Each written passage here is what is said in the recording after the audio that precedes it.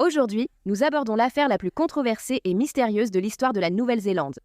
Cet homme que vous voyez sur une photo récente, tout joyeux, souriant, a été accusé, jugé et condamné à la prison à perpétuité pour le massacre de toute sa famille il y a plus de 30 ans, mais, bien qu'il ait passé de nombreuses années derrière les barreaux, cette affaire n'a jamais quitté les médias ni l'esprit de la population néo-zélandaise.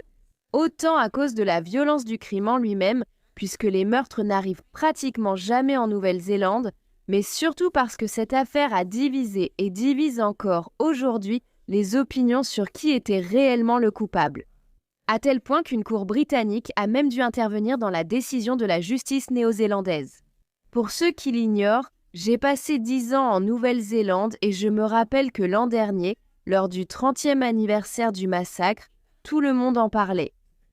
Viens avec moi pour une autre affaire étrange et essayons de découvrir ensemble qui a vraiment appuyé sur la gâchette.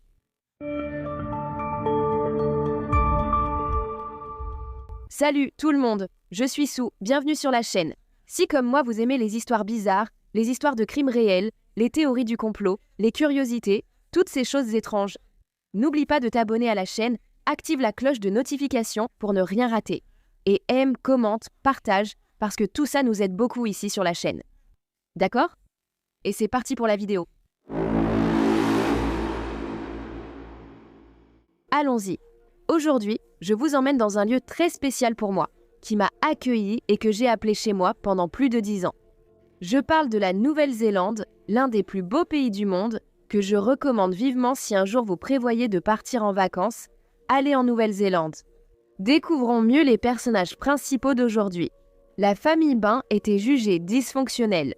Robin Bain est né le 27 juillet 1941 et Margaret Bain est née le 19 novembre 1944. Ils se sont rencontrés alors qu'ils étaient encore jeunes, sont sortis ensemble pendant peu de temps et se sont rapidement mariés en 1969. David Bain était l'aîné et il est né 3 ans plus tard, le 27 mars 1972. Lorsque David avait seulement 2 ans, Robin a reçu une proposition pour devenir professeur et missionnaire en Papouasie-Nouvelle-Guinée, un pays situé sur un petit archipel au nord de l'Australie.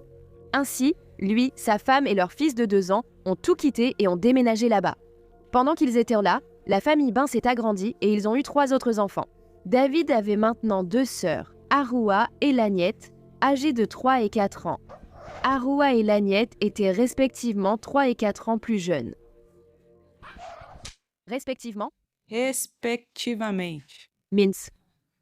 David avait maintenant 2 sœurs, Arua et Lagnette. Elles étaient respectivement 3 et 4 ans plus jeunes que lui. Et son frère cadet, Steven, avait 8 ans de moins que lui. Les enfants ont grandi en Papouasie-Nouvelle-Guinée et étaient complètement inadaptés au mode de vie de cette île. Bien que les enfants se distinguaient beaucoup de la population locale, car voir 5 enfants tout blancs et blonds se promener partout, ce n'était pas courant. Dans un pays où 98% de la population est mélanésienne, c'est-à-dire les peuples autochtones natifs de la région. Ils attiraient l'attention, mais la famille a été bien accueillie et s'est adaptée sans problème.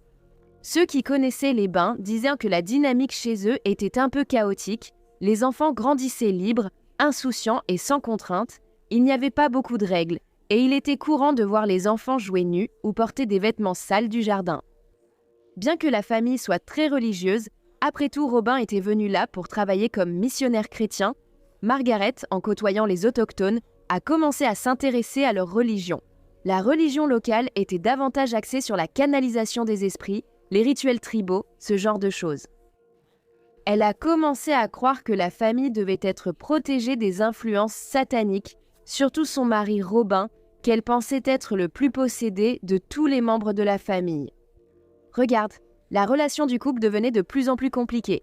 Des amis proches ont raconté que Margaret était dominante dans la relation et qu'au fil des années, elle devenait de plus en plus autoritaire, tandis que Robin passait la plupart de son temps à travailler à l'école ou comme missionnaire. Chaque fois qu'il rentrait à la maison, Margaret le traitait mal, elle disait qu'il était possédé par le démon, des choses comme ça. Vraiment bizarre. On ne sait pas vraiment pourquoi, mais après 14 ans passés en Papouasie-Nouvelle-Guinée, la famille a décidé de retourner en Nouvelle-Zélande. Ils sont retournés à Dunedin, une petite ville paradisiaque de l'île du sud de Nouvelle-Zélande. Mon mari, producteur, y a déjà travaillé 2 semaines et il a adoré. Le seul souci, c'est qu'en hiver, il fait un froid glacial. La famille a emménagé dans la même maison qu'avant leur départ pour la Papouasie-Nouvelle-Guinée. C'était une très vieille maison qui, après être restée fermée pendant 14 ans, était vraiment délabrée et nécessitait des réparations. Mais comme je l'ai dit avant, l'ébène était vraiment désordonnée, très bordélique, tu vois. La maison devenait de plus en plus délabrée, et pour aggraver les choses, Margaret a commencé à devenir une accumulatrice. Des bricoles et des restes de matériaux de construction étaient éparpillés dans la maison et sur le terrain. Imaginez un peu, bien qu'elle ait fait des études, Margaret ne voulait plus travailler. Elle s'immergeait de plus en plus dans les religions tribales de Papouasie-Nouvelle-Guinée et avait aussi pris l'habitude presque obsessionnelle d'écrire dans son journal tout ce qui se passait dans sa journée. Elle écrivait aussi toujours à propos de sa famille, des esprits et des démons qui enterrent ses enfants. Elle avait même créé un classement pour indiquer qui était le plus possédé de la famille. Regardez. Elle classait toujours son mari, Robin, comme étant celui qui avait le plus de démons, tandis qu'elle classait David, son fils aîné, comme le moins possédé. Malgré une situation financière correcte, Robin devait travailler pour subvenir aux besoins de la famille. Le seul emploi qu'il a pu trouver était celui de directeur d'une petite école dans une petite ville à plus de 50 km de la maison. En raison de la distance, Robin dormait souvent à l'école, même en semaine, pour éviter de conduire chaque jour, n'est-ce pas? Donc, il ne passait du temps avec ses enfants que le week-end. Mais il y a aussi ceux qui disent qu'il dormait à l'école pour fuir l'enfer qu'était devenu sa relation avec sa femme. Depuis un certain temps déjà, même quand il était à la maison, le week-end, il devait dormir dans une vieille caravane qu'ils avaient garée sur la propriété. Chaque fois qu'il entrait dans la maison pour prendre quelque chose, Margaret l'insultait de démon et disait des choses folles. Elle est même allée jusqu'à dire à des amis et des voisins qu'elle voulait supprimer Robin. Tu te rends compte, la situation de la maison et de la famille empirait. Les voisins disaient que la maison ressemblait à une porcherie, Margaret ne faisait plus rien et c'est le fils aîné, David, qui a dû prendre les rênes de la famille. David avait une relation difficile avec son père. Il se sentait abandonné car son père était toujours absent et il lui reprochait d'avoir dû devenir l'homme de la maison et s'occuper de ses frères et sœurs. C'est aussi pourquoi il était très proche de sa mère et qu'il partageait cette haine envers Robin, tu vois. Les enfants ont aussi eu beaucoup de mal à s'adapter au mode de vie de la Nouvelle-Zélande, surtout au système éducatif, qui est bien meilleur que celui de la petite et sous-développée Papouasie-Nouvelle-Guinée. Mais au final, les enfants ont fini par s'habituer et ils se sont rapidement adaptés. Enfin, tout le monde sauf David. C'était un garçon très intelligent, mais aussi très bizarre. En 1994, David, qui avait 22 ans, a eu du mal à se réintégrer dans la vie universitaire. Il a même interrompu ses études et a commencé à recevoir une aide sociale du gouvernement. Son grand rêve était de devenir chanteur d'opéra, alors il est retourné à l'université pour étudier la musique classique. Arua étudiait pour devenir enseignante et Steven était encore au lycée. L'Agnette avait déjà suivi une voie plus sombre. Dès qu'elle a eu 18 ans, elle a quitté la maison familiale. Elle ne supportait plus cette vie folle et sale, mais la vraie raison de son départ sera expliquée plus tard, car elle pourrait être liée à ce massacre. Elle a fini par louer une chambre près de la ville, et comme on dit par ici, elle est devenue une travailleuse du sexe. Vous voyez, si vous voyez ce que je veux dire. À cette époque, Margaret était de plus en plus obsédée et croyait que Robin était possédé par le diable. Dans son journal, elle écrivait que son mari avait été remplacé par un démon appelé Belle. Elle a commencé à pratiquer un exorcisme sur son mari chaque fois qu'il rentrait à la maison. Vous imaginez. Avec le temps, Robin est devenu de plus en plus reclus. Sa vie était misérable, sa femme le détestait et l'accusait vraiment d'être le démon. Son fils aîné le méprisait et les autres enfants avaient peu de lien avec lui. Seule l'Agnette, sa fille, avait une bonne relation et le défendait toujours. Elle avait l'habitude de rendre visite à son père à l'école et passer du temps avec lui dès qu'elle le pouvait. Les amis de Robin étaient très inquiets pour sa santé. Il montrait des signes classiques d'une dépression profonde. Il avait arrêté de prendre soin de lui, laissé pousser sa barbe, avait même arrêté de se laver et de prendre soin de son hygiène de base. Eh bien, on ne peut pas nier que cette famille était déjà en ruine. Mais personne n'était préparé à ce qui allait se passer le matin du 20 juin 1994. La veille, il s'est passé quelque chose qui n'était pas arrivé depuis longtemps. Tous les membres de la famille étaient là et ont dormi dans la maison. L'Agnette avait demandé à tous d'être présents le 20 pour organiser une réunion familiale et annoncer quelque chose de très important. Allez vieux! Ce matin-là, très tôt, à 5 h du matin, David s'est réveillé pour aller travailler. Il avait trouvé un petit boulot comme livreur de journaux. Alors, vers 5h30, il a mis la laisse à son chien et tous les deux sont sortis ensemble pour distribuer les journaux du quartier. Peu après, à 6h40 du matin, David est rentré à la maison. Il a dit être rentré par la porte de derrière et être allé directement à la buanderie laver ses vêtements salis de boue lors de la distribution des journaux. En revenant dans sa chambre, il a remarqué quelque chose d'étrange. David avait une carabine semi-automatique Winchester calibre 22 qu'il utilisait pour chasser. Son arme avait un dispositif de sécurité, comme un cadenas qui bloque la détente. Et il a lui-même affirmé que lui seul savait où la clé du cadenas était cachée. Mais en arrivant dans la chambre, il a vu le cadenas tomber par terre à côté de plusieurs balles également tombées au sol. En ouvrant l'armoire, il a vu que sa carabine n'était plus là. Ça va mal finir. Il s'est précipité dans la chambre de sa mère et tu peux déjà imaginer ce qu'il a trouvé, n'est-ce pas? Sa mère avait été touchée à la tête et était décédée, allongée sur le lit. Dans la chambre d'à côté, ses deux sœurs avaient également été touchées de la même manière. Son petit frère Steven, âgé de 14 ans, a également été retrouvé sans vie dans sa chambre. Mais apparemment, il s'est battu contre l'agresseur car il a été retrouvé sur le sol et la chambre montrait des signes de lutte. David a couru hors de la maison pour vérifier l'état de son père, qui, comme mentionné, devait dormir dans une caravane à l'extérieur. Cependant, en passant par le salon, il a trouvé son père allongé au milieu de la pièce, avec un trou dans la tête et le fusil tombé à côté du corps. L'ordinateur de la famille, qui se trouvait dans le salon, était allumé et une phrase y avait été écrite. « Je suis désolé, tu es le seul qui mérite de continuer. » Quelle horreur! Tout semblait indiquer que Robbins avait perdu la tête, supprimé toute la famille, laissé ce message sur l'ordinateur pour David, puis s'était suicidé. À 7h09 du matin, la police a reçu cet appel bouleversant où David, complètement désespéré, répétait sans cesse « Ils sont tous morts, ils sont tous morts ». Et lorsqu'on lui a demandé qui était mort, il a répondu « Toute ma famille, ils sont tous morts ». D'accord. Ils sont tous morts. Qu'est-ce qu'il se passe? Ils sont tous morts. Je suis rentré à la maison et ils sont tous morts. Qui est mort? Ma famille. Ils sont tous morts. Dépêche-toi. D'accord, nous arrivons. D'accord, monsieur Wayne. Les policiers, qui sont arrivés quelques minutes plus tard, sont tombés sur une scène véritablement horrible. Les 5 membres de la famille étaient morts. La maison, qui était déjà en désordre et très sale, était maintenant devenue un véritable champ de bataille avec des taches de sang un peu partout dans la maison. Une horreur. Au milieu de ce chaos qu'était cette maison, la police scientifique a eu beaucoup de travail pour recueillir des preuves. Au début, la police elle-même a cru qu'il s'agissait d'un homicide suivi d'un suicide de la part de Robin.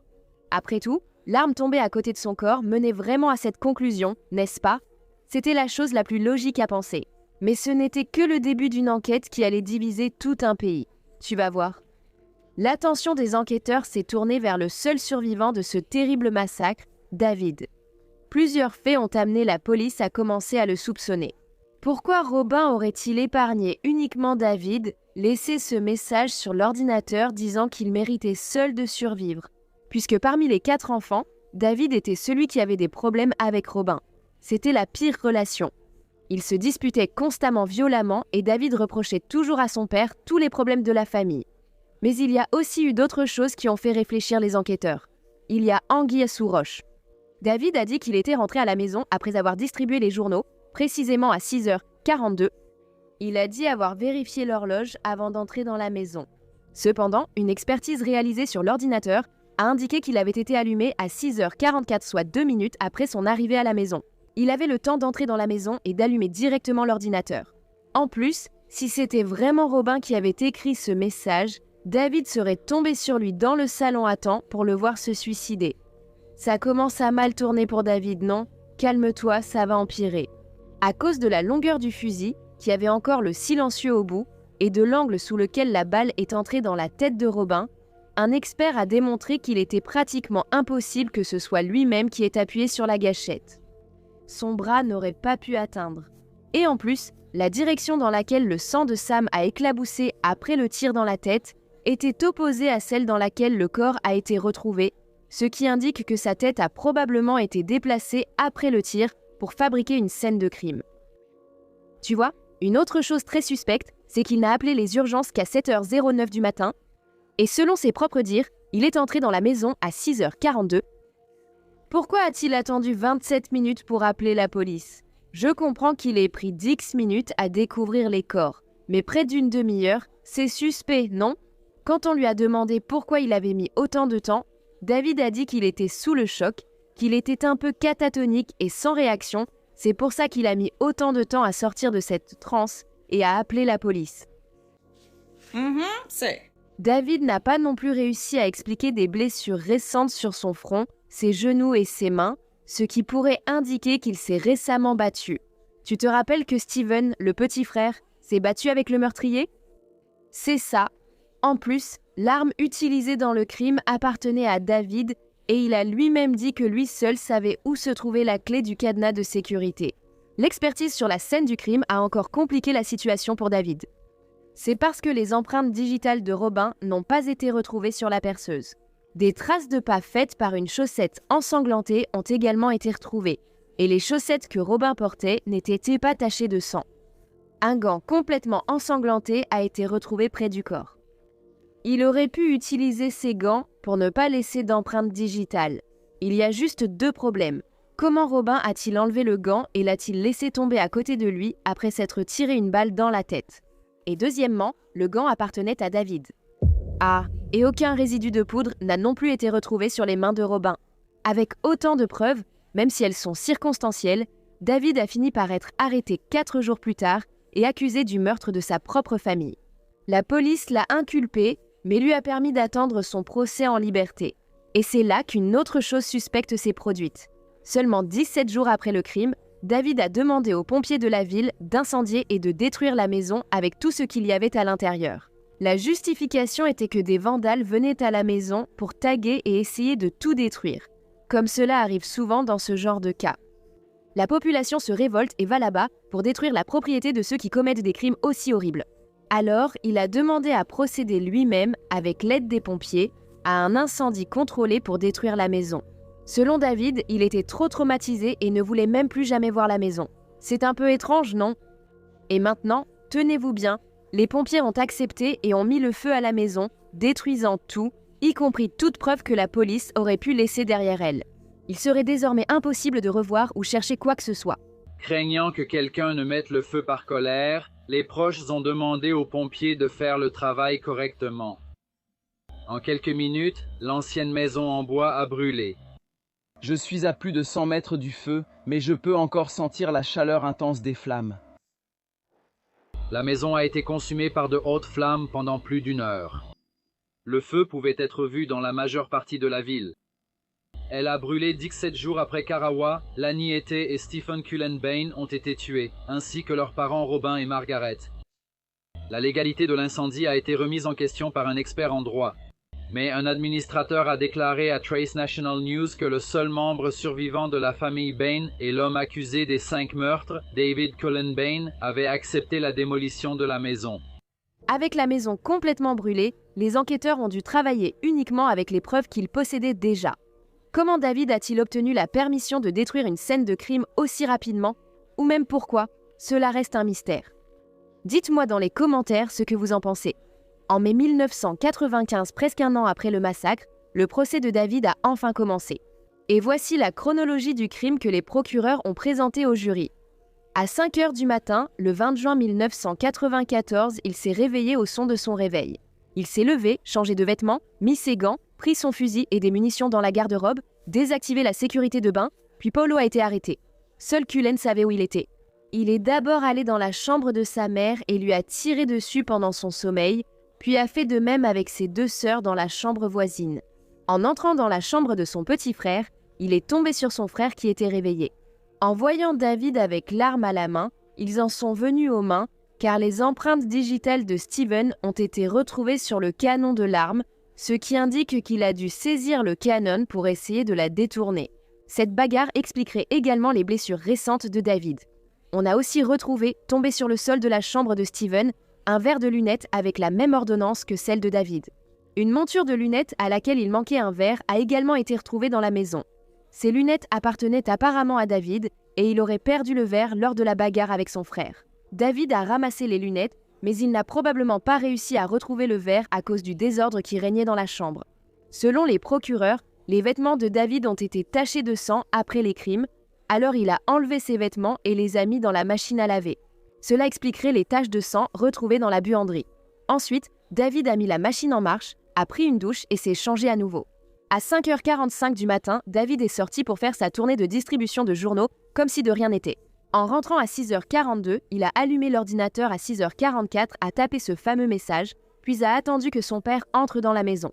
Robin dormait dans la caravane à l'extérieur de la maison, mais il entrait toujours dans la maison à 7h00 précise pour préparer son café et faire une prière. David s'est caché derrière un rideau dans le salon, il a attendu que Robin s'agenouille, puis bam! Ensuite, il a arrangé la scène du crime pour que cela ressemble à un suicide de Robin. Ce n'est qu'après tout cela qu'il a finalement appelé les urgences en faisant semblant d'être sous le choc. Par contre, la version de la défense était complètement différente. Il a déclaré au tribunal s'être levé à l'heure habituelle, s'être préparé discrètement pour ne réveiller personne, être sorti livrer les journaux avec le chien, puis revenu à 6h42, être allé dans la chambre, avoir enlevé ses chaussures et être descendu se laver les mains. Il a affirmé qu'il avait mis les vêtements dans la machine, mais a nié qu'ils étaient tachés de sang. En remontant dans la chambre, il a allumé la lumière et a vu les balles et l'antivol de l'arme par terre. Alors, paniqué, il a couru dans la maison et a trouvé sa mère, ses sœurs et son frère morts dans les chambres. Son père était également mort dans le salon. Il affirme également qu'il est resté en état de choc pendant 21 minutes avant d'appeler les services d'urgence. La défense de David a affirmé que Robin était celui qui avait éliminé toute la famille, tapé le message sur l'ordinateur, puis s'était suicidé. Le ministère public a affirmé que le mobile du crime était financier. Selon eux, David allait hériter seul de tout le patrimoine de ses parents. Pendant le procès, les procureurs ont beaucoup insisté sur l'heure à laquelle l'ordinateur avait été allumé, prouvant qu'il avait falsifié la prétendue lettre de son père. En plus de toutes les autres preuves scientifiques issues de l'expertise médico-légale, David Ben a été reconnu coupable des 5 chefs d'accusation de meurtre et condamné à la prison à perpétuité, avec possibilité de libération conditionnelle seulement après avoir purgé 16 ans de peine. Alors c'est ça, n'est-ce pas? Affaire classée, un massacre familial, le seul survivant était le suspect le plus évident et à la fin, il a été condamné à la prison à perpétuité. Et voilà, l'affaire est bouclée. Réfléchis encore. Dans les mois et les années qui ont suivi, l'affaire de David Ben a attiré beaucoup d'attention. L'opinion publique sur qui était le coupable variait énormément. Des débats passionnés sur la culpabilité ou l'innocence de David ont envahi les médias et les rues à l'époque. C'est allé jusqu'à ce qu'un ancien joueur légendaire des All Blacks, l'équipe nationale de rugby de Nouvelle-Zélande, appelé Joe Karan, s'intéresse à l'affaire. Il était maintenant avocat, homme d'affaires, et était convaincu à 100% que David était innocent, au point de financer sa défense. Selon le joueur lui-même, il a dépensé l'équivalent de plus de 10 millions de réals pendant toute la procédure de David. Depuis sa condamnation, de nouveaux faits et preuves sont apparus. Et avec cela, la défense de David a déposé plusieurs appels auprès des tribunaux supérieurs, mais tous ont été rejetés. Le fait le plus surréaliste qui est apparu pendant le procès de David va vous laisser sans voix, tout comme moi, les amis. Le juge a interdit que ce fait soit présenté au tribunal et le jury n'en a jamais été informé. Je crois que s'ils avaient été informés, cela aurait pu changer leur opinion sur l'auteur et le mobile du crime. Mais de quel fait s'agit-il? Allez, crache le morceau. Vers la fin du procès, un homme appelé Dean Cotley est allé voir la police. Il est arrivé en disant qu'il était un ami de Laniette, la fille de 18 ans qui avait quitté la maison et travaillé comme prostituée. On ignorait la nature exacte de leur relation. Certains pensaient qu'il était son proxénète, d'autres qu'il était simplement un sugar daddy qui réglait certaines de ses factures. Même le téléphone de Laniette était à son nom. Mais ensuite, il a raconté à la police que Laniette lui avait confié que son père abusait d'elle depuis des années, depuis qu'elle était petite. Elle lui a même raconté que, lorsqu'il vivait en Papouasie-Nouvelle-Guinée, elle avait dû interrompre une grossesse causée par son propre père. Vous imaginez, quand ils sont revenus en Nouvelle-Zélande, Laniette n'avait que 12 ans, il aurait donc mis sa propre fille enceinte avant cela. Je n'arrive même pas à y penser, les amis. Dean a raconté que Laniette lui avait dit qu'elle avait prévu une réunion avec toute la famille ce week-end-là pour tout révéler à tout le monde. Elle allait révéler qu'elle travaillait comme escort girl et elle allait aussi parler de ce que Robin lui faisait subir depuis des années. Le juge a jugé ce témoignage non fiable et n'a pas permis à la défense de l'utiliser au tribunal. En conséquence, de quoi a-t-il condamné? David n'a jamais eu accès à cette information, qui aurait pu tout changer, car cela aurait pu indiquer un motif possible pour que Robin Ben commette les crimes. Et ensuite, le suicide, pour éviter l'exposition de ses actes. Un mois après le procès, cette information a été rendue publique par les médias. Après cela, plusieurs autres personnes, parmi ses amis et des personnes qui côtoyaient Laniette, sont également venues témoigner publiquement qu'elle leur avait déjà confié avoir subi des abus de la part de son père. En Nouvelle-Zélande, le système judiciaire diffère de ce que nous connaissons. La Nouvelle-Zélande, bien que souveraine, reste encore liée à la couronne britannique, avec la reine Élisabeth puis le roi Charles. Ainsi, la défense de David a déposé une requête auprès du tribunal du Conseil privé britannique, là-bas à Londres, pour contester la décision de la justice et de ses colonies, dans ce cas la Nouvelle-Zélande. Et cela a fonctionné. En 2007, le tribunal a reconnu qu'il y avait eu une grave erreur judiciaire et, dans un document de 46 pages, il a indiqué toutes les preuves que la police et la justice néo-zélandaise avaient tout simplement choisi d'ignorer. Par coïncidence, toutes ces preuves allaient dans le sens de l'innocence de David. Parmi les preuves, le tribunal a souligné que Robin avait été présenté au tribunal par les procureurs et les enquêteurs comme un excellent et dévoué professeur, un chrétien fervent et un père exemplaire, alors qu'en réalité, il n'était rien de tout cela. Son chef à l'école où il travaillait disait qu'il n'était pas un très bon professeur. Bien au contraire, il était très désorganisé et il avait déjà écrit dans le journal de l'école une histoire sur des crimes, où quelqu'un avait éliminé toute une famille, quelque chose d'assez étrange. Quant à être un bon père, vous pouvez déjà en tirer vos propres conclusions, non?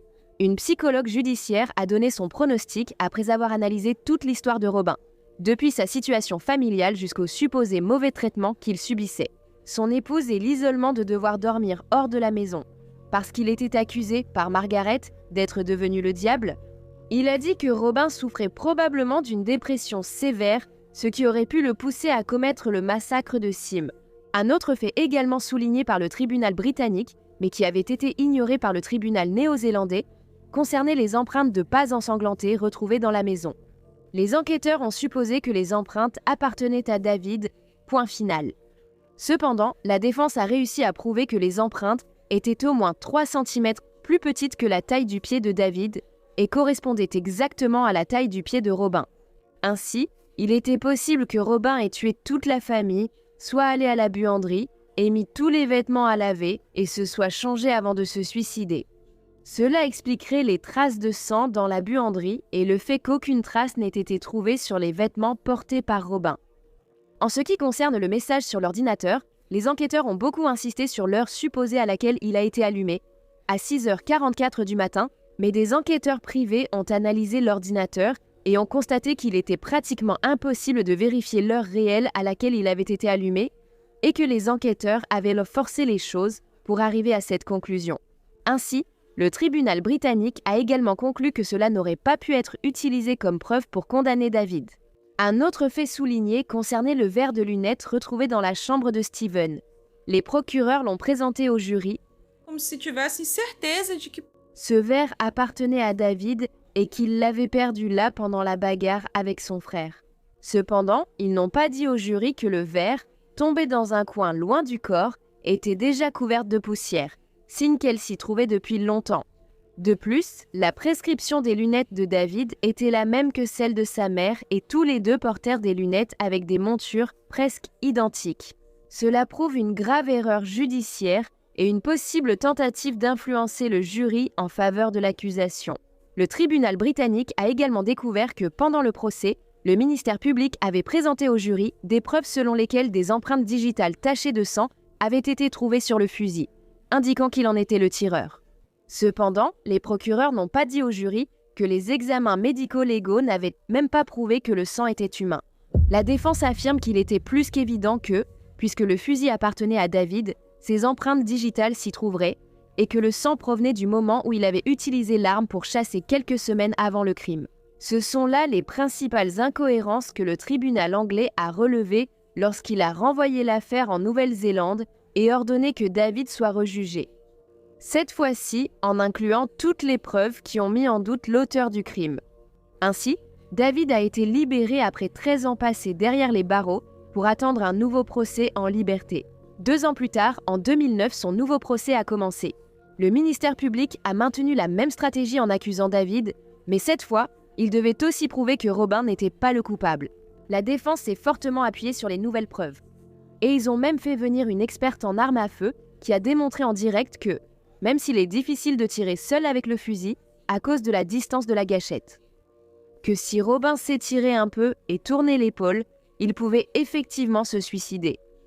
Regarde ça. Avec toutes ces nouvelles preuves, le jury n'a mis que quelques heures à rendre un verdict de non-culpabilité et David a été acquitté de toutes les accusations. Madame la présidente du jury, veuillez vous lever. Membres du jury, êtes-vous parvenus à un verdict unanime? Dans la première affaire de meurtre de Robin Irving Bain, considérez-vous l'accusé coupable ou innocent? Innocent.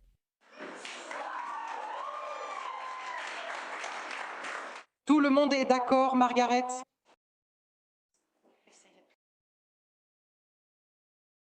Veuillez vous asseoir. Puis-je quitter le banc des accusés, monsieur? Après avoir été innocenté, David a déjà changé de nom 2 fois dans le but de garder un certain anonymat. Le gouvernement a offert un paiement équivalent à environ 3,5 millions de réés. Ce paiement ne reconnaissait ni culpabilité, ni erreur du gouvernement, qui estimait toujours David coupable, mais constituait une compensation pour son temps en prison et visait à clore toute demande d'indemnisation. David a accepté le paiement et a continué sa vie. Il a trouvé un emploi d'ingénieur en 2014 et s'est marié avec une femme appelée Liz Davis. Ils ont eu un enfant et vivent aujourd'hui dans une propriété rurale isolée. David refuse de donner des interviews et dit qu'il veut simplement tourner la page et aller de l'avant. Voilà, les amis, quelle histoire compliquée, n'est-ce pas? Peu de suspense ou de rebondissement, mais un grand doute subsiste. J'ai même pensé tout à coup que le père avait tué toute la famille et que David avait tué le père, je ne sais pas. Dites-moi dans les commentaires ce que vous en pensez. On parle encore aujourd'hui de l'affaire la plus polémique de Nouvelle-Zélande. Laissez-nous vos commentaires. Si vous voulez nous aider ici sur la chaîne, devenez membre.